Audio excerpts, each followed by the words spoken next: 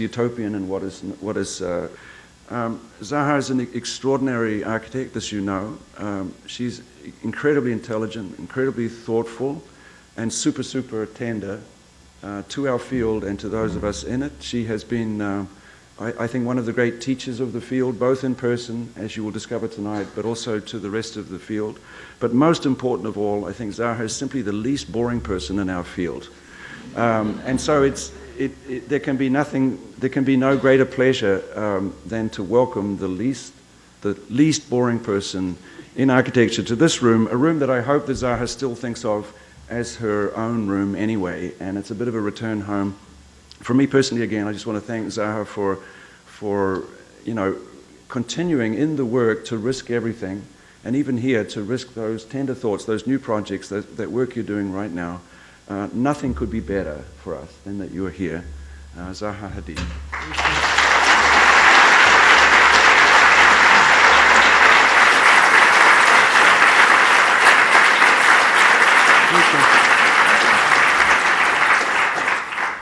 Yeah, I've been in this room so many times. I'm very also delighted to see some, well, when I was here maybe 25 years ago, and then 18 years ago, whatever, Stephen Hall was always here. I'm very happy to see Robert Middleton, who witnessed my early career at the AA. At the AA 40 years ago was, 35 or 38 years ago, was horrible. And I was accused by one of my teachers to be an actress between rehearsals. And of course, I was very often, it wasn't Rem, it was someone else, a Brit, because I used to kind of go in deliberately wearing kind of funny furs and so on. And you were seen then, if you looked remotely clean, that you were decadent and corrupt. But this is the first time I'm not late because of myself putting my makeup on and so on. I was actually standing outside the Mercer downtown, and our car was late. So we hijacked a car, and which was standing there for another guest.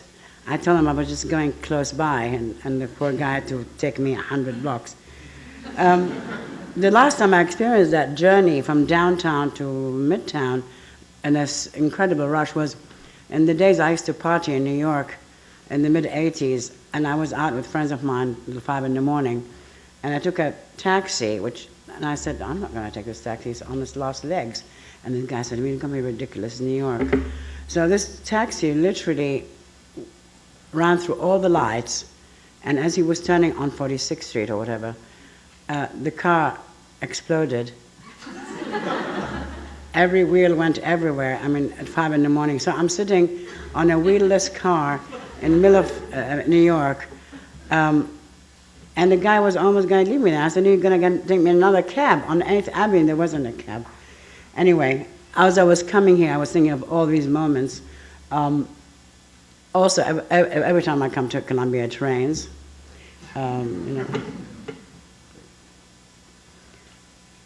And there was another thing. Patrick Schumacher, who is my partner in the office, who's a tremendous guy, a great teacher, a much better teacher than I am.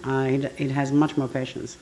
The last time I was with him somewhere when he had food poisoning, which he had this time, was in Moscow, and a week before the White Revolution. So there will be another revolution here. And anyway, I was in a nice hotel, and anyway, we wanted an ambulance. There were two guys with me who were both pathetic and kind of throwing up everywhere and doing all sorts of horrible things. And when we left to Moscow, someone said, we do not let anyone give you an injection. So you have to carry your own little, things. So anyhow, finally we called an ambulance, and the ambulance came, and we had to take Patrick on a stretcher. And this woman first opened a box with injections this long, and he was like running away from it. Anyway, I went, and there was another guy with me who was called Axel, and we took him in this ambulance to the French hospital. But the ambulance got lost because the nurse and the driver were flirting and running around Moscow. As you all know, Moscow is concerning, so it has many circles. And it used to be many years ago, in the days I used to go to Moscow with Ram and Kurt and all these people, the taxi would ask you if he thought you were a bit dodgy, which circle did you take? Because, you know, depending on whether you want a quickie or a long affair, it depended on which circle you took. So, and they used to always ask us, do you want to go around? And we didn't understand what was going on. I finally asked them, I said, what do they mean? I said, you know, I'll show you. So anyways, guys would run in with the girls around Moscow. So we were running around in this ambulance. But anyhow, the French hospital was fine. This is the name of an album by Diana Ross. What was it called? Motion and whatever, locomotion. Is one of, and my office specializes in names of objects, which I don't remember, like, you know, Floris, Chloris, all sorts of things. There's a show, there's this one glimpse of some of these ideas which we really are dealing with in the office. In terms of furniture, the show in Philadelphia is only about object and furniture, and the installation is about kind of maybe landscape and erosion, because these are the themes we have worked on with other projects. These are kind of the chairs, the sofa, the table, and so on. You doing this slide, Sandra? No. You doing? Next. In a part of segments of what they call dune formation. Next. And I'm not sure what I showed here when I was here, I think it's 3-4 years ago. But anyway, whatever I showed, many of these projects had not yet really been maybe completed or built. Maybe it was Wolfsburg was finished. Yeah, I remember it was Wolfsburg, because they wanted me to talk about concrete, and I thought that was not really. I think I was part of a concrete conference. The only way that Columbia could fit me in was and in the meantime, there are many of the projects maybe I would have shown a few years ago have come to be realized. Well, so we have really focused in the last 6-7 years on trying to push further the boundaries and try to really build what one called the theoretical project, a utopian project to build it in a variety of places around the world. So these are kind of some of the themes which were occurring then. This is some older project. Can you go back, Patrick? Which is aggregates and clusters. Next. Lines, bundles, and networks, where maybe the confluence of lines like in Rome, where the lines intersect like a delta. The work has also been very, very influenced in the last maybe 20 years since we did the competition in Cologne with land formation and topography and landscape as a way of dealing with very large programs. Can you go back one, Patrick? You jumped back one. He is not well, so forgive him if he's hopping around, trying to desperately go back to bed. So these are some of also the bridges. This bridge on the left is a project which was also completed in Abu Dhabi, the connection between Abu Dhabi and Dubai. Next. Landscape and topography. Starting with the Islamic Museum in Qatar, which was later done by IMP. We did a project which was about gradation of volume from very small to very large. This is the interior of the Wolfsburg project, landform for the Opera House in Abu Dhabi or Dubai, and also certain museums with the idea of topography and erosion, like the Quebec Library, which was to do with these volumes or valleys which are eroded, and also based on the tree of knowledge. So the tree bifurcates and branches out to different places. These are kind of, this is the Pavilion in Chicago. These are various studies for different projects. The one on the right hand is a project which is on site for Soho, China in Beijing, which is a very large urban block. And the idea to kind of create a kind of vertical topography which allows these volumes to intersect through the kind of atrias and the commercial facilities. So China also is a company which means that you can actually have retail on different levels. maybe on the top or on the bottom. There was no necessary kind of segregation between these spaces. A very large master plan from the one in Beijing for a swarm of towers to projects in places like Bilbao, Istanbul, Singapore, landscape topography, which is actually already done. Many projects have been completed not by us, but by other architects.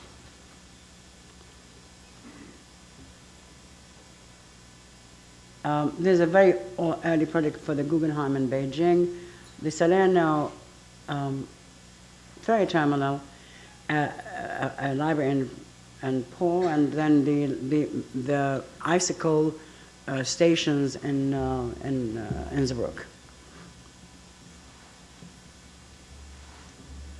So I can go now in more detail into this. The Cincinnati Contemporary Art Center in Cincinnati, which we won in 1998, so it's now almost 14 years.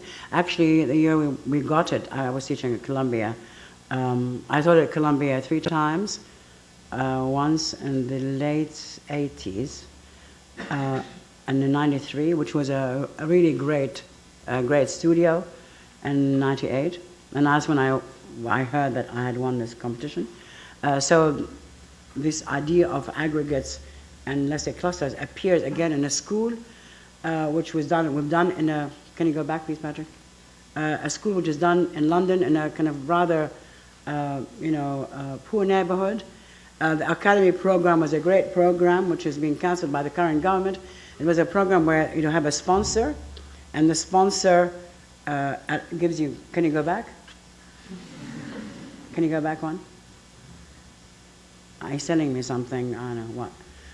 Thank you. Stay there for a minute, please. I know he's not well, poor thing.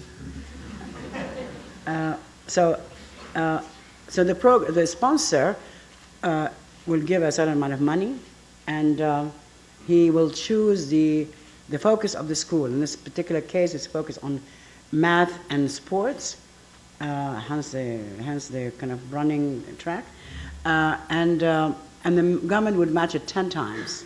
So whatever the sponsor gives £3 million, the government would match it for 30 million pounds. There's a school made of 4 schools, so all the schools are next.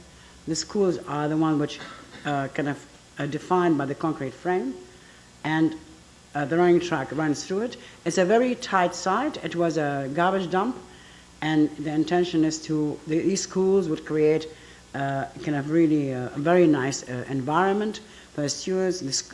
All the classrooms are with a lot of transparency in terms of the doors are all glass. It's 4 schools, primary schools, secondary schools, all clustered together with a playing field outside. So it's an urban site fitting in a lot, like an incredible density on the side. All the playing field is a kind of one of the multi-purpose rooms which you can see through the park also, which is you could use for other facilities. All the different interiors of the different levels. A new project in Michigan from MSU, the museum for the Eli Broad Museum in MSU, Michigan State University, which is also kind of made of this, not fields, but facade fields, which are pleated stainless steel, with 2 entries from both sides, so that students in the campus and staff moving through the side can easily go through it. It's a very simple diagram, which has the fall also could have windows looking out. It's a simple diagram on the interior where there's a central spine, which of that there are a variety of galleries of different sizes, which above and below. It's a kind of low, it's a 1-story high or 2-story high museum space, so you can kind of really manipulate it much more. There's some photographs on site. This will be opened in April. Seeing the windows, which you saw earlier. This might be not the collection which will be shown, but this is the Eli Broad pieces which we use for the renderings. So when some of the walls are face concrete, and the ground is all in wood. so you know where the public areas are and where the galleries are.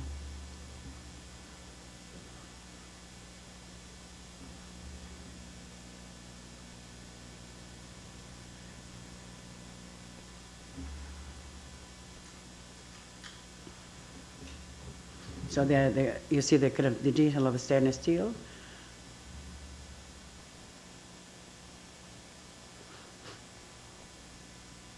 And there are two entries, one which is this kind of carved out courtyard with glass around it, and the other one is on the other side.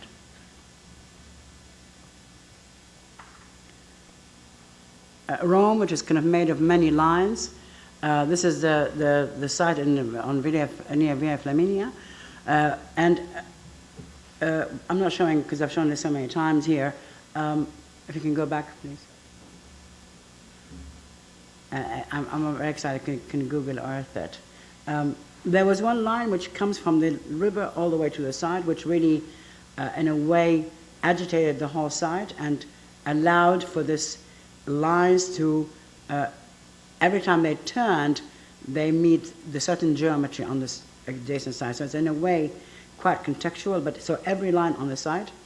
We were all there for the presentation. Stephen was there, and we were all there, all out at dinner. And the boys were kind of talking about their projects. I did not. And they said, one of us will win it. And I decided to leave the next day. And Stephen said, come on, stay. We'll go to, I don't know where. And I said, no, it's a bad omen. I'm not staying. Because I've gone through so many of these competitions, and you were sitting in your room waiting for them to call you to tell you you've lost. I said, no, I'm going. So I went on Saturday evening, and at 9 in the morning, they called me to tell me that I've won. And I couldn't find Stevie. I didn't know where he was. He was in Hadrian's villa or somewhere. Anyway, these lines are interiors and exterior.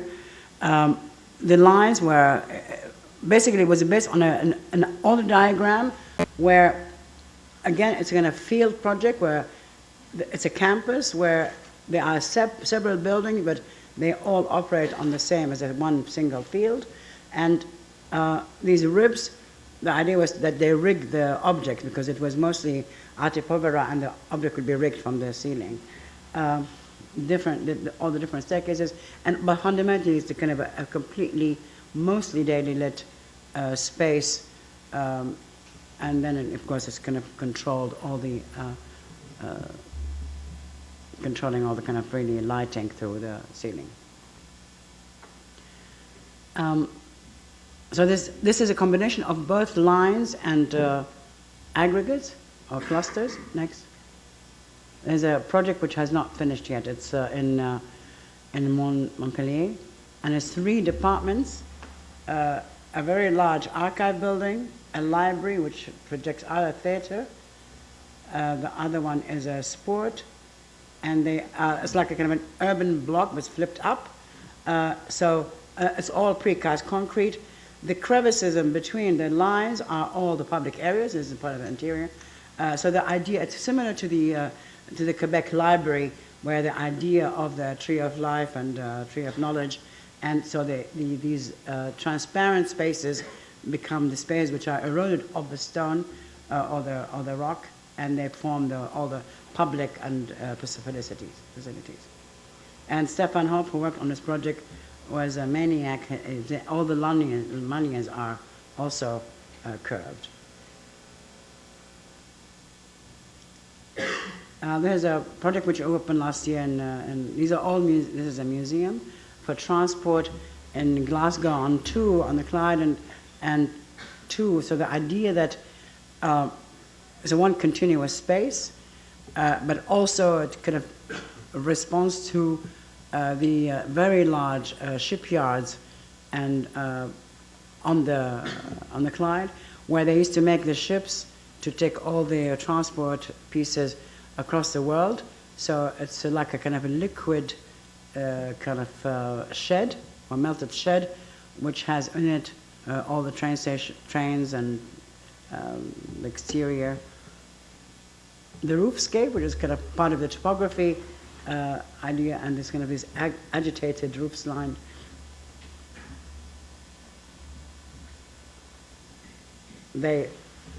Yeah, they're going to live with that yellow color. I mean, you know, people in my office, they always ask me what color should it be, and I always say gray or, you know, white. And so they said, oh, they want color. So I said, lime yellow. And they had to kind of, they had to experiment. They had to convince me it should be green. So they bought the samples of this kind of green, and I said, no, no, no, it looks like yellow. And so everybody, the client likes it, but everybody wonders why it's like that.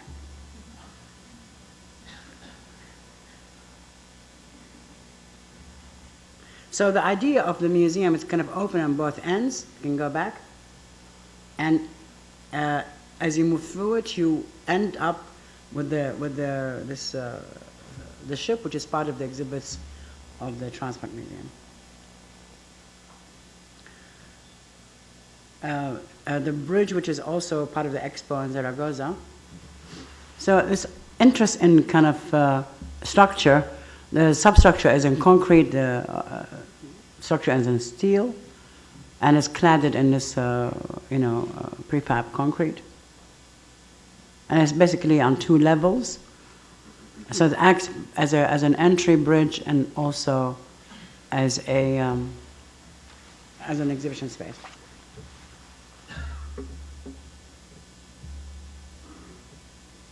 The bridge in Abu Dhabi, which took 20 years to finish, 10. The last time I was there, they were knitting the steel. Literally, the concrete, the steel, for the concrete. The substructure is in concrete, the overstructure is in steel. And the idea of this project was like kind of a continuous line, like a dune, which starts at 0 and lifts up. So this idea of lines kind of connecting like in Rome, going vertically, like the Dubai towers. Many of the towers we had worked on. A show we did in Paris, which is all the tower research on many different scales, from very small to very tall. Like this is a competition for a project in Beijing. So the idea of these kind of towers really connecting and disconnecting, forming these kind of great atria.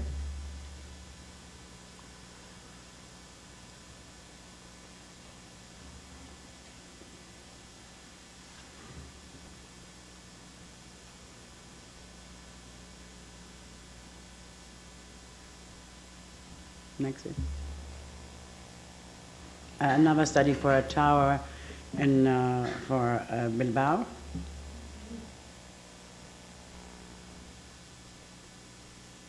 Exoskeleton, showing kind of the skeleton on the exterior.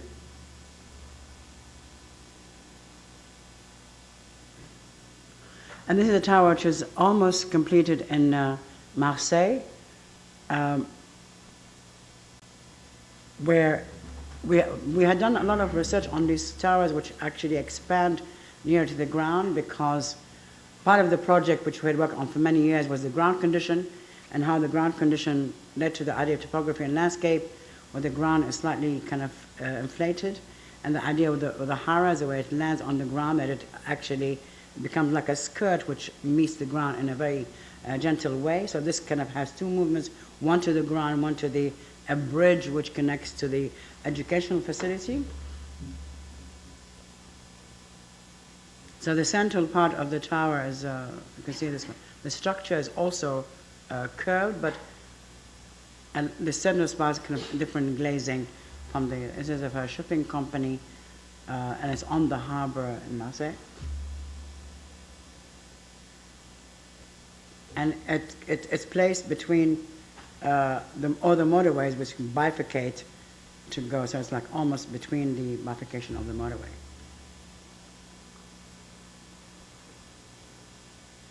This is not my fish.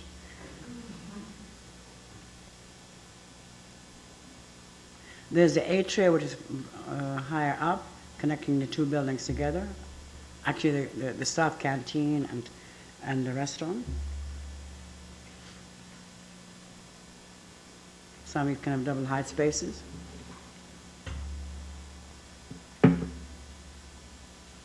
This is before anybody moved in. And this is kind of a project between a tower and a pavilion. This is for can you go back, please? This is almost like two houses, but connected not horizontally, but vertically. The client wanted a house which he bought the site outside Moscow with all the trees and the forest, and he thought if he's on the ground he cannot see the trees, and we'll see their trunks. So the idea, and obviously I liked him a lot, so he has to kind of run up and down this, I don't know how many floors. Well, there's an elevator. But basically the private house is above the entertainment house on the ground with all the kind of their spa and so on. And interesting also in kind of manufacturing and fabrication. This is also made of paneling like a fiber concrete. The edge is all in steel. This is a kind of banya.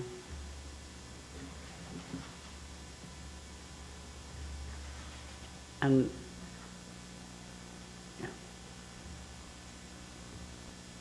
This project is really built almost like the diagram, I mean, literally.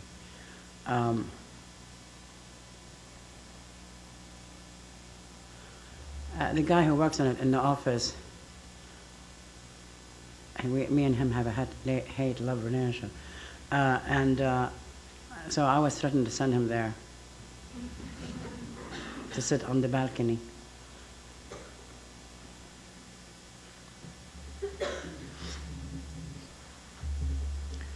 The Guangzhou Opera House. So this is about, the project is about like two rocks sitting and eroded by the water on the Pearl River. Seeing from above next to all the new towers. When I went on site the first time, there was nothing there. Not only upright, but there was none of the towers. It was just an empty site on the water.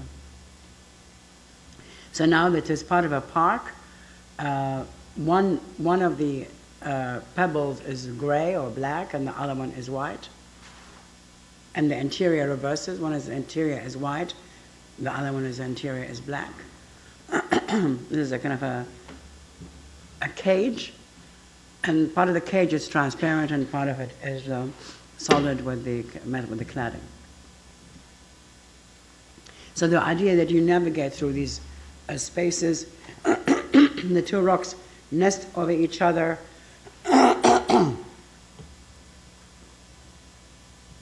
like these kind of crevices in the rocks, to allow you kind of really multitude of spatial experiences and also a way to move through the building as if going into like a hill.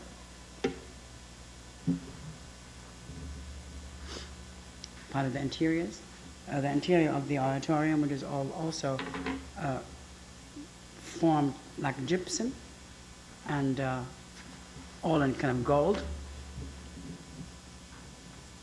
with all the lighting and conditioning all integrated.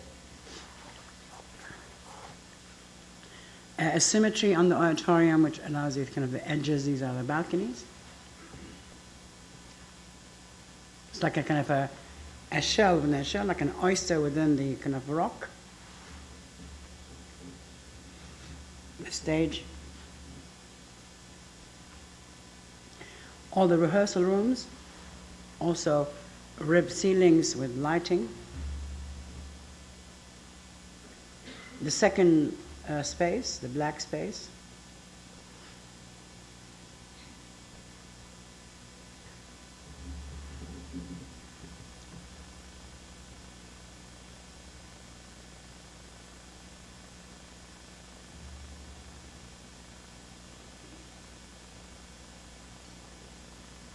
I think I should thank the Guardian for this. I think it's the Guardian. Or is it BBC?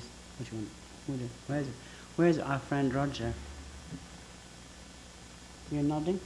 It's the Guardian. Okay, thank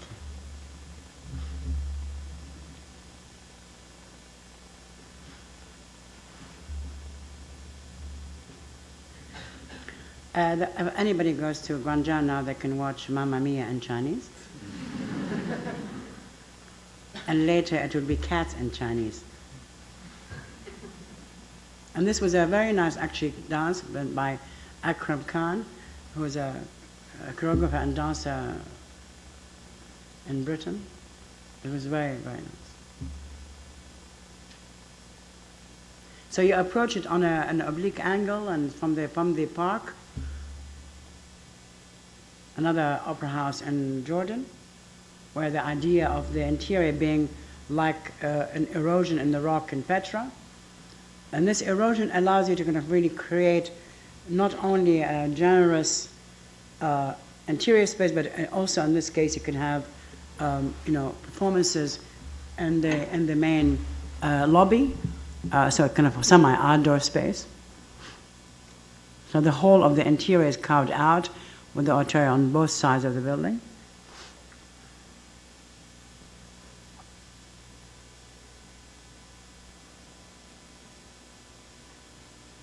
I hate people in drawings. Honestly, it makes me cringe. For years, I never put anything, and then people say, "Oh, you don't like people. Yeah, you don't like trees," and I hated shrubs. So anyway, it's a curse now on me that I'm fascinated by landscape. I had trees too. And this is another project which was for a competition we did in Bogota, Colombia, for a conference center. And the idea that it is almost like making a new mountain, but in this case the mountain is also carved out, but in a different kind of way. So it's peeled and carved out. So when you walk into the conference center and an expo, whatever, it is completely transparent to the exterior and using the plaza as an extension of the interior of the project. This really also a fascination and interest in the civic domain or the civic zone started with very, very early on in my work, where the declaration that the ground becomes, and then multiple ground, the new ground, the elevated ground, the subterranean.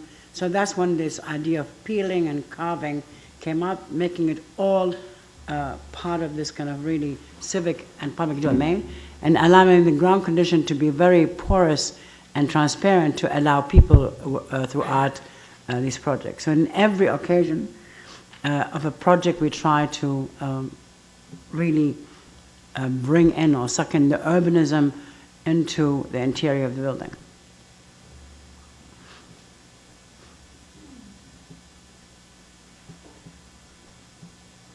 And this is an artwork we did where the idea of the kind of organic morphology and the clusters also come together. The Chanel Pavilion in Central Park, outside the Institut du Monde Arabe in Paris. But the show is no longer about Chanel. The show inside the interior was a part of the kind of really the tower research against the Jean Nouvel elevation.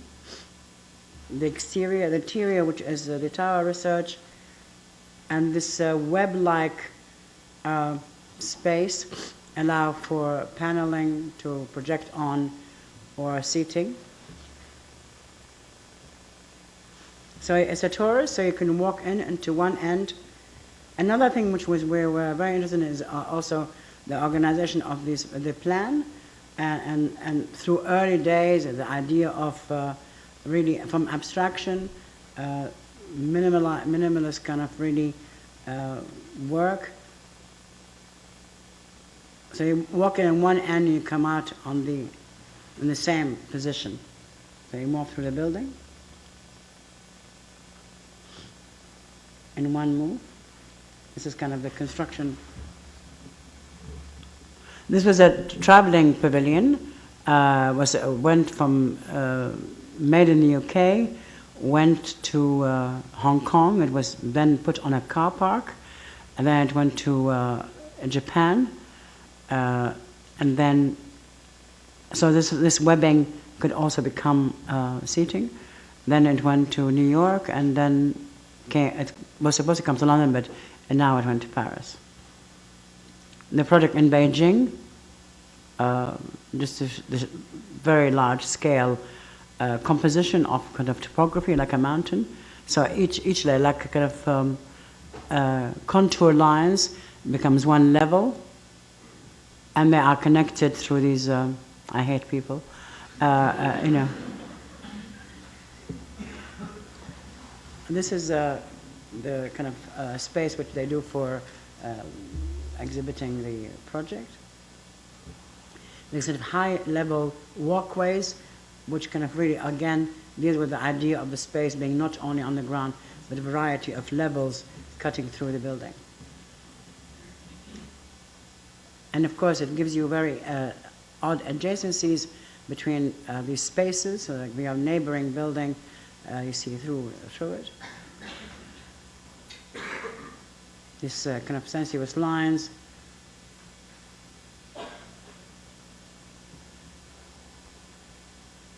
The interior of these office spaces. Again, going from the inside to kind of space which is being carved away on the exterior.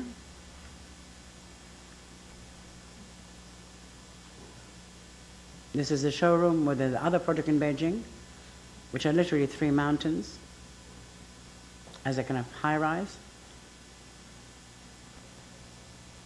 A new project, which we haven't really designed, is kind of a car park in Miami, where the interior is carved away, so it brings in light.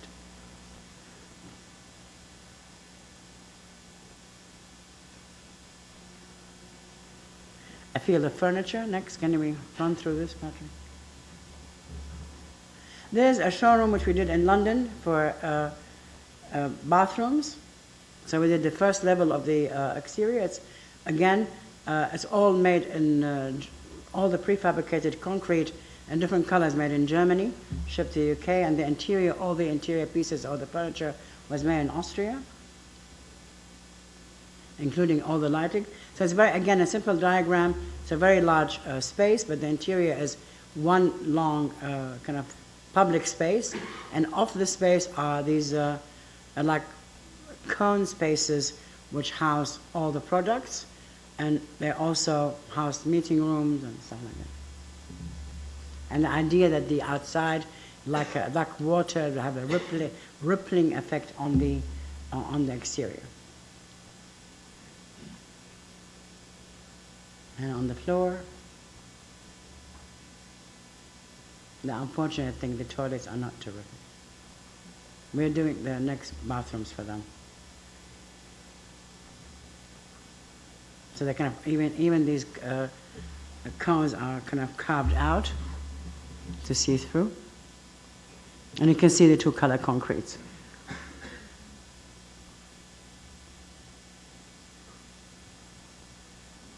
There's a show in Padova, which we did maybe 2 years ago. There's a series of field projects, which are one is for CAPSAC, which is a university research facility in Saudi Arabia,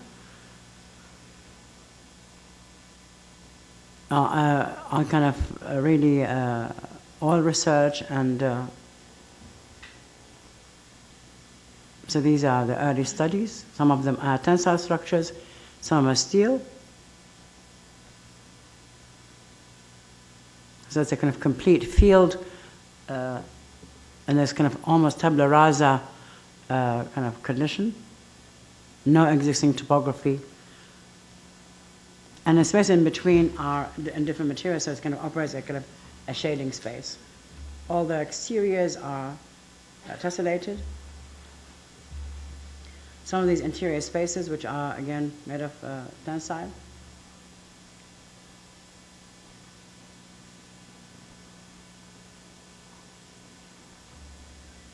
And this is an aerial view of the construction.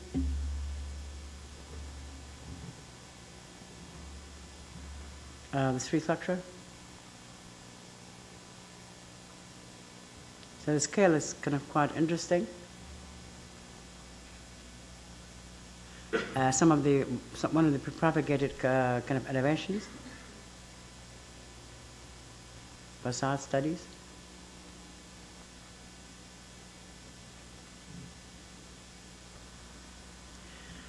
These are the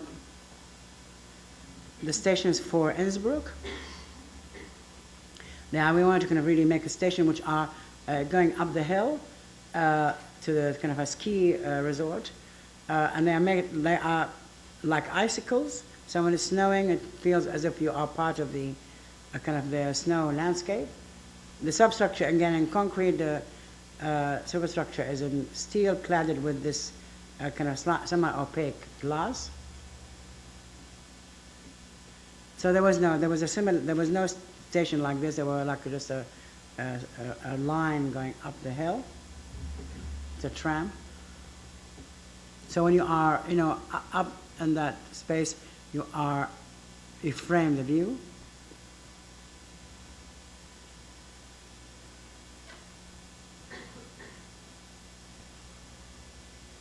And looking out to the Alps.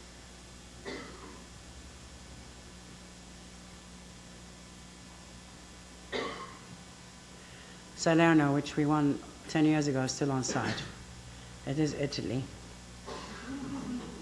I mean, we won that the same year as Wolfsburg and the ski jump. Anyway, it's another shell structure.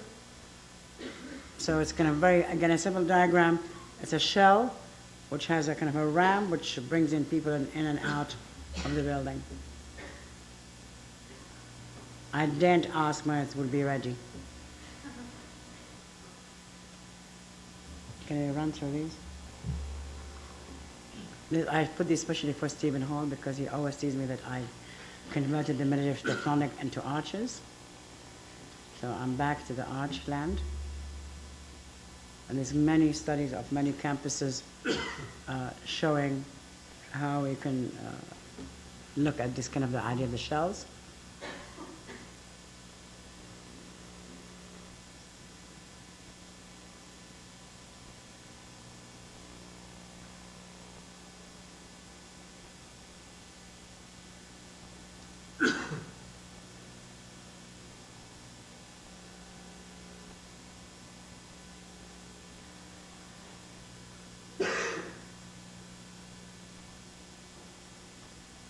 It's a movie on shell structures. And different countries. There's obviously in Baghdad.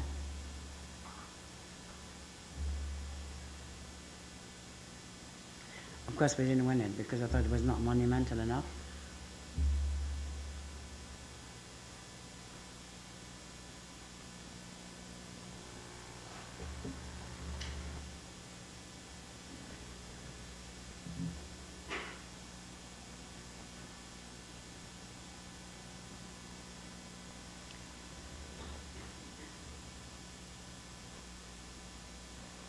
But you're not fast enough. All the kind of really ribbing, it's all scripted. The ribbing of the structure.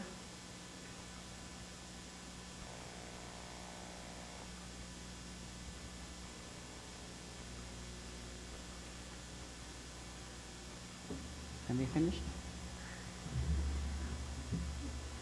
Patrick is stuck on the arch, so he has to kill it till it gets there. That's what's great about him. So I think the more recent development is they become much more floral and fluid and sort of this rigid self-shell structure. There's a very small extension which we're doing for the Serpentine Gallery, also tensile. Next.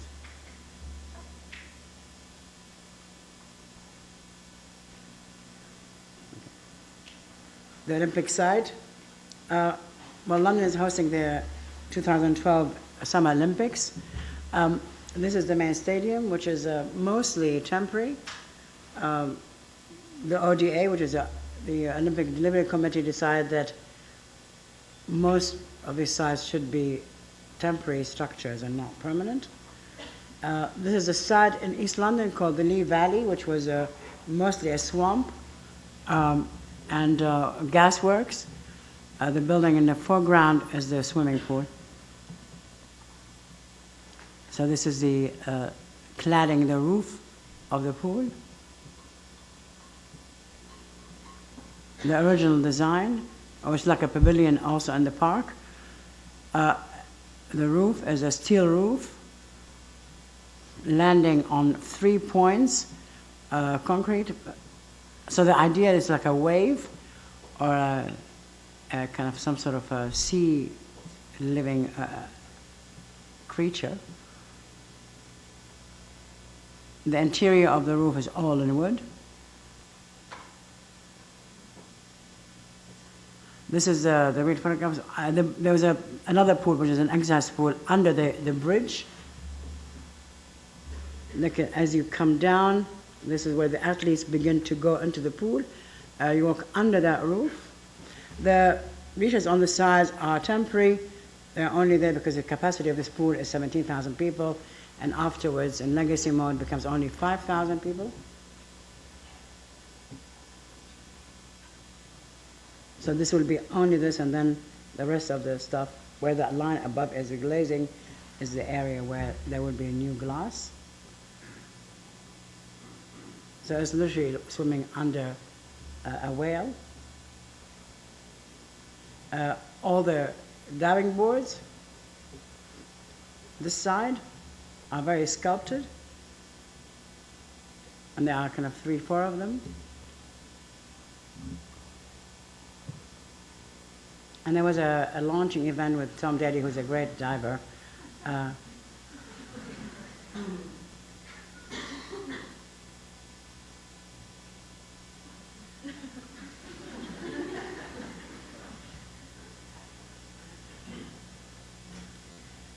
And the last project I show is a project for Mbaku, where it's a hybrid of really 3 programs. It is a very large kind of mountain, but it's 3 programs and 3 different like mountain range. So it's a conference center, oratoria, museum, and a library. The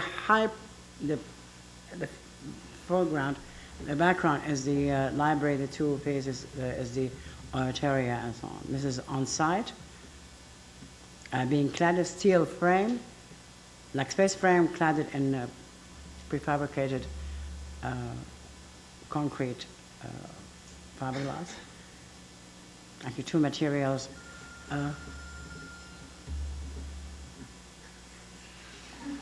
Thank God it's you.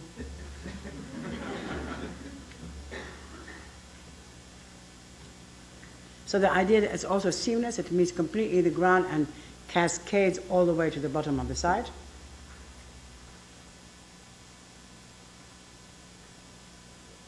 So this is showing the process of the construction.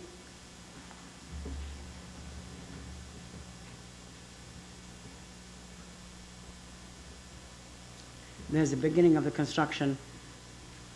The steel is not supposed to be blue, but they like the blue color.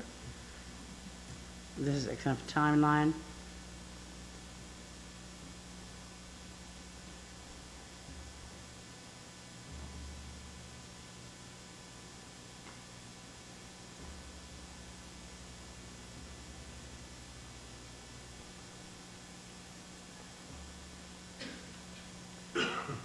I'm sure the contractor will have a nervous breakdown eventually, but so far so good. So again, the 3 programs converge together in the lobby area, and then they separate into different, like very large rooms for the city. So this peeling structure appears also on some of the interiors. There's a library space. The conference center allows kind of this peeling to bring in light into the space. The lobby is converging together. Some of the interior spaces.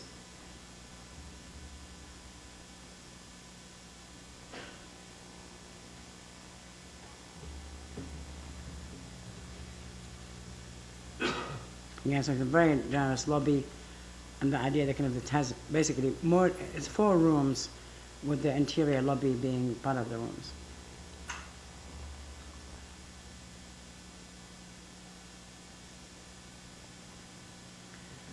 The interior is all laminated wood.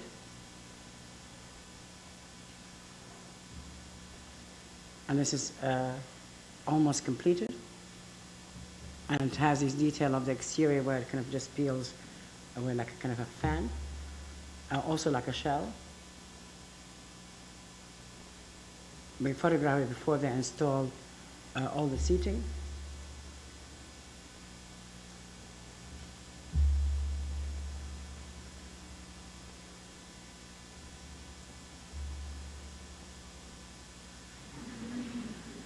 A nice posing. It's done by a guy in my office who's a great guy called Safed.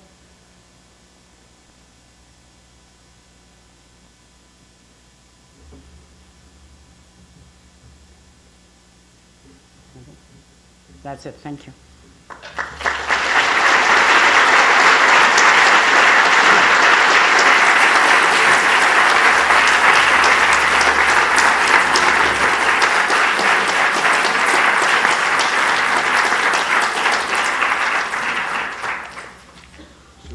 Questions? And please use the microphone because there are 3 other rooms that are listening in. So up the back. I'm curious what your attitude is towards organic architecture or parametric architecture in your own work, and if that's important to you in your design. So what was the first bit? What was the question? If parametric, the idea of parametric architecture I and think organic. Patrick can answer that. He's here. Parametric is his speciality.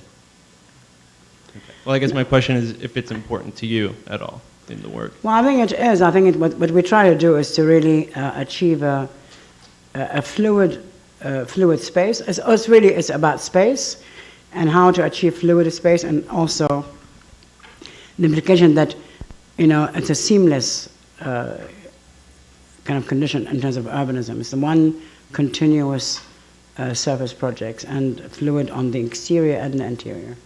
So that was we try to do in this last period of 7-8 years.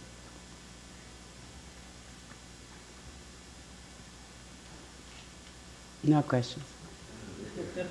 Just shy. It's okay. Yes, up the back.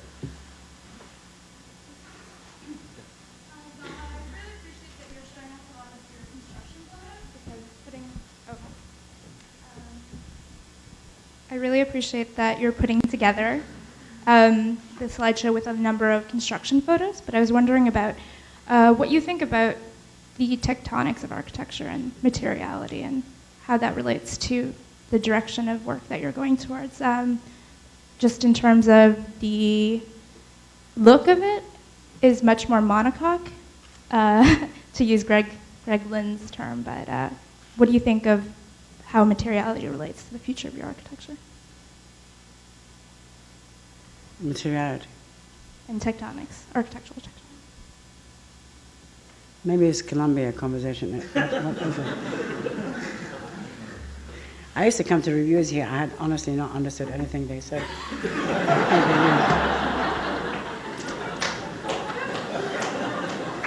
I'm sorry, I don't mean to.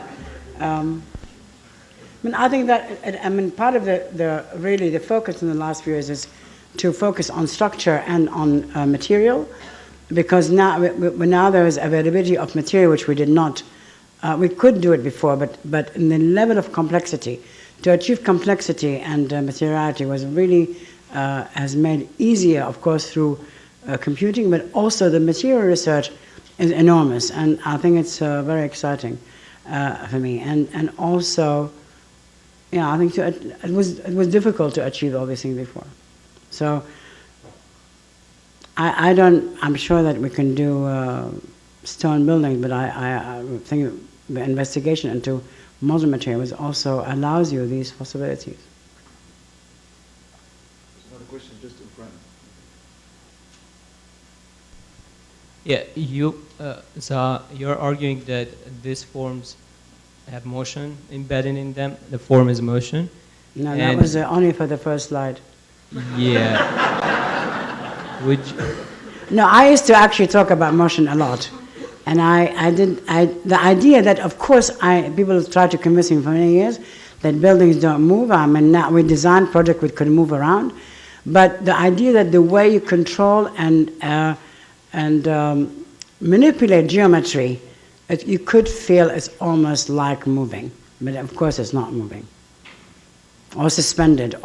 So all the idea which had to do with the lightness of the building, the way it lands on the ground, the way it touches the ground, the idea of the structure, the column kind of really research was all based on the idea of lightness and that it almost touches the ground very gently.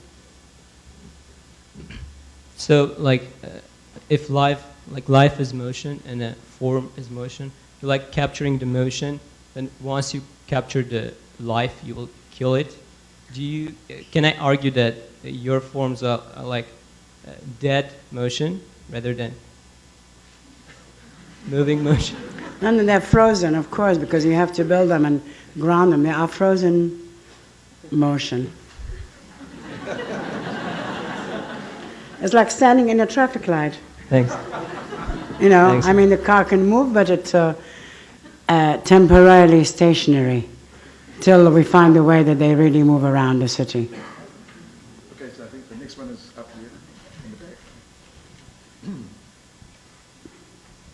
Hi. I was wondering if you have any fantasies about inventions that would happen in the realm of physics or materials or things like that, and if that application you're anticipating something like that. or- Sorry, I didn't understand this. Would you fantasize about certain sort of amazing developments in materials or something that would be? Or do you fantasize about invention? I don't fantasize at all. Okay. So you're just totally satisfied with our technology's application to architecture. You're not frustrated at all by the pace of architectural technology. Can you translate? Sorry, the acoustics are not good in this room. No, I think the answer is no. If you look at the word, the answer is no. It's not being held back by. Oh, I see. That's what she means. Yeah. No, I think it's not. I think it's in a way. I think that the built work, in a sense, almost has more freedom than the drawing, because. I mean, with the drawing, with the painting, you only have 2 or 3 materials, and I think it's now you can do many more things through materiality and fabrication and structure. I mean, the idea of structure was to really kind of liberate these spaces from a column grid. It's a response to the idea of the city made of repetitive floors and production, and now you can do a single item. It doesn't have to be the idea of kind of production like it did in the early part of the century or even in the 60s. So we moved away from one idea of doing a building to another. Precast concrete, it gives you much more speciality or special conditions on these projects. There was one up in the back, further over, and then we'll come slowly towards the front. Hi. I wanted to say I really appreciate the sculptoric beauty of your shapes and geometries. I was just wondering if you ever wanted to consider ecology and climate impact in the architecture, the beauty that you We make. do, actually. I mean, even the pool, many of these products are, they use particular concrete. We are very conscious of it now. I think it's very important. But it's not just only in the kind of this idea that we should really only renovate, but you can also through the geometry of some of the projects, it allows you a much bigger ecological kind of freedom in terms of how they impact on these sites. So we are very conscious of it now, but with that, one can also do very interesting things. And like vernacular materials and solutions for. Yeah, I mean, I think that it could be interesting in terms of especially like, cooling and air conditioning and ventilation and so on. This has all been taken into account. But I also believe in the advancement of the field, and I think that that's very critical, but I think one can learn from these previous kind of research into the kind of local conditions and experiments to enhance what is done now. Okay, thank you. So the question way in the very back, which has been waiting. I actually appreciated the one with the shed that was sort of stretched out, and I really liked the form from above. And I think it was kind of interesting in conjunction that with what you said, I don't like people figures, or I don't like people because... No, I mean, I'm joking. Oh yeah, I'm glad. Because it was sort of sad because from underneath that would sort of read as a pattern from above. That's the only situation in which you sort of see the entire gestalt of that form. And it's almost like the building was an architecture designed for helicopters, not designed for people inside helicopters, but architecture for helicopters. And I guess you could have, one could think about other kinds of architecture, like architecture for yeah, trains. I think it's very nice for me to but I'm wondering, that's when I fantasize to fly through space. Yeah, okay, well, I guess that's great because that's sort of my question is like, who do you design for? And I'm not asking like the demographic or like the program or, whether you design I think for you have artists to or kind not, of but to like... go some of these build projects, and I think that from the ski jump to Rome, people are really propelled to it because I think people want to experience something other than their domestic situation or what is very familiar to them. And so you are designing for these people who are, I mean, for example, in Rome, in that particular area, there was no public space, and now you find every day in the evening many people going to that plaza, which was not meant only as a plaza, but to kind of really go into it. Also, to go into the museum is like walking on the kind of a sort of hill town. So of course it's done for people, and I don't like them in renderings, that's all. But I guess what I'm asking is, if that's the Two case... shots, you had 2 shots. Okay. I think we're going to come down here. She's been waiting. We need to use the microphone. We have a couple of hundred people next door.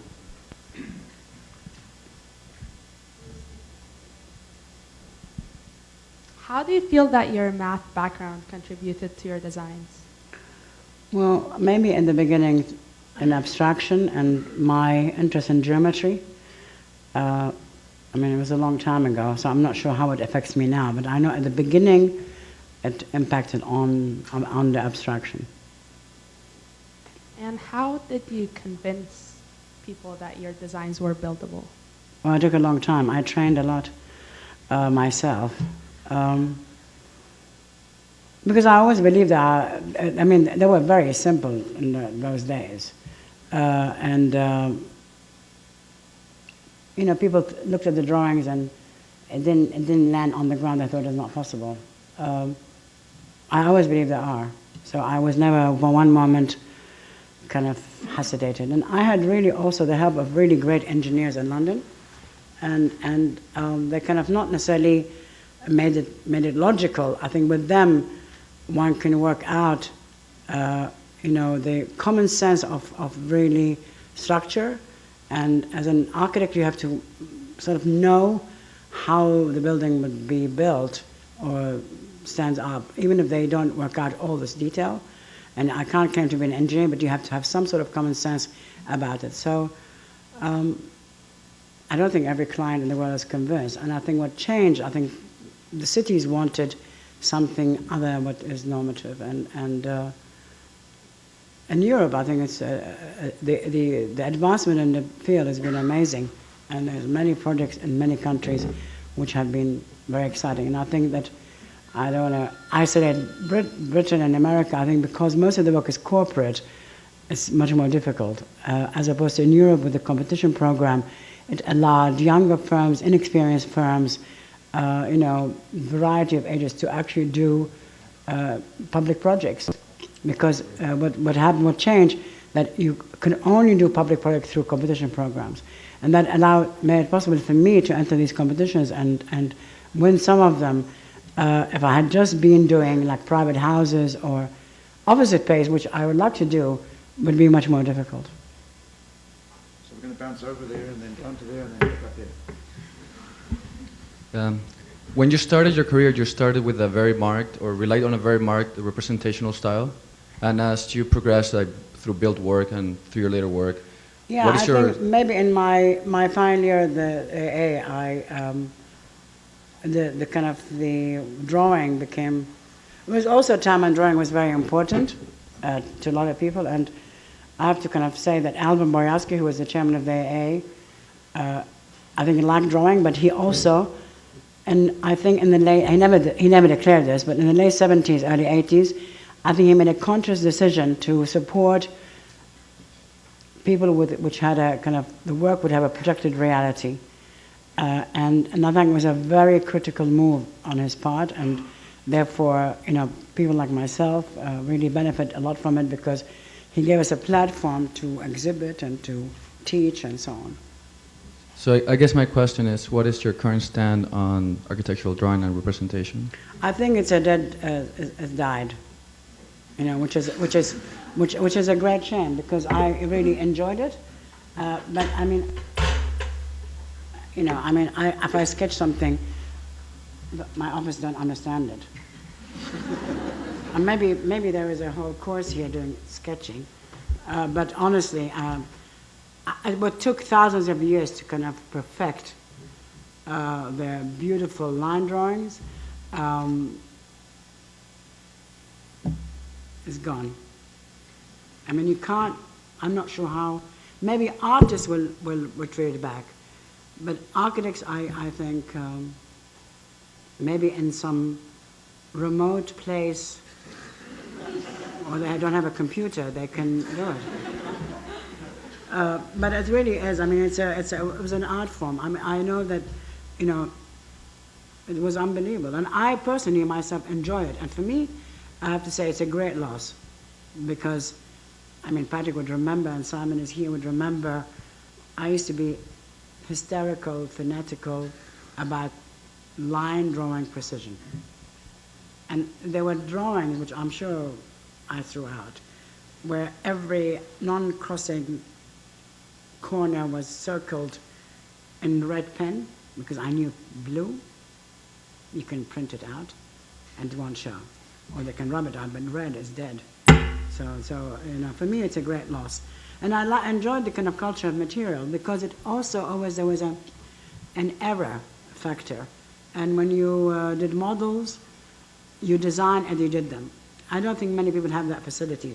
I don't know, maybe they have it here, but they don't have it in Europe.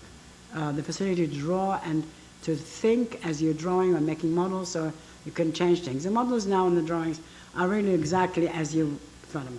But of course, there are people who are more talented, even drawing on the computer, and more abstract, and has a different depth than others. I mean, I can't say that's all the same. It isn't. And but I think computing also brought something else with it. It's not speed, it brought another layer of investigation, which is very interesting. I think that the next few years you'll find, in terms of not only material for cladding, but also structure, and maybe hybrid structures where material and structure becomes, I mean, I had a girl in my office a few years ago, and I was asking her what project she was doing, and I said, what is that? What is that? She said, that's a space between things. And I said, well, what was that supposed to be? And I also have a habit, if somebody upsets me, I go on. And she said, but you don't need to detail it. I said, why not? She said, you can just build it from the computer. I mean, she really believed that. And I couldn't believe my ears. I thought, there's a girl in my office thinking that she can give that drawing with a space which doesn't know what it's doing, and they can build it. But eventually, you can, not literally. And they build. And also there's this idea that, as an architect, you're an idiot, and the computer designs for you. I mean, there are historians and art critics in the UK who obviously their knowledge of everything is zero, believe that, it's possible because of the computer. So I think but I even through teaching, I think the generation which did know how to draw and make models by hand and so on, and then learned computing. They had a very kind of great wealth of kind of culture of material. And but I mean, it could be taught. It's not impossible, you know. And I think that what I think is also interesting about computing is that you don't have this kind of enormous difference between, you know, when you're students, between people, whether they're good at it or not good at it. They can learn it. And you know, I used to have a great Japanese student who was very, very talented, crazy, and he used to always say, you know, he had 10 thumbs because he couldn't draw. You know, I had to kind of get the students who could draw to teach him to draw. He just couldn't do it. But he was a great, great designer, and I'm not sure what he's doing now or whether he ever learned it. But I mean, as I was saying earlier, you know, when I started the AA, it was a very similar. I don't think it was even as grim. I mean, it was grimmer than it is now, because there was no respect for architects. There was no work in the 70s. So when we had to kind of really reinvent the profession, and I think, you know, if there is a similar moment now, it is very exciting. You know, the only lacking thing is there is less interest in precedent and history. And I mean, Robin used to have all his lectures on the weirdest topics, and very good. And we had to, you know, even if you're not interested, by passing through the lecture hall, you see these things. And I'm sure that maybe they do this at Columbia, but I think in English school, the ignorance is devastating. You know, like I say to a guy in my office, oh, you know this project by Paul Rudolph? He said, who is that? Is that some German? You know? And so, you know, I used to quiz them. I gave up. You know, like, you know, do a quiz session. Once a student of the A, I asked him to do a seminar on Rietveld. And he said, why you gave me this? Why don't you give me something quite known? And he never knew Rietveld. They knew Oscar Niemeyer. They never knew anything. And there was this idea at the AA that knowledge prohibits creativity. And I tell you, it does not. So I think that, you know, it's all, you know, it all has to be kind of weighed out. Too much of one maybe prohibits the other. But I think that it was a very, I mean, you know, I was at the AA when it was a 3-day week, and the whole of London was pitch black. There were candles in the shops, and we had to negotiate with our friends where to spend the evening to watch pop music, and also to be able to shower, to work. I remember this day being freezing cold, wearing mittens and drawing at odd hours because there was no light. And I had to use a candle, so it was like 19th century. And there was no possibility. But I think that really also, you know, we couldn't accept that as life is going to be terrible. And so it brought an incredible excitement, and I think it was brought in by the students, the teachers, and so I think at that particular moment in architectural history influenced the next 30 years, and it was very critical. So I actually think it would be a shame. Do you want to take more questions? Or this was a very beautiful moment. No, I think I can stop on. You're losing your voice, I'm losing my voice. So there are moments of magic in every school. I think the answer to that question could be published immediately as an incredibly thoughtful reflection. I mean, you're just listening to raw intelligence operating, and I think even to those of us who know your work, we think you know your work really well. It's unbelievable the different directions in which it's going as a kind of a research. It's the exact opposite of a kind of churning out, a winding of the wheel. It's amazing work. Thank you. Thank you very much.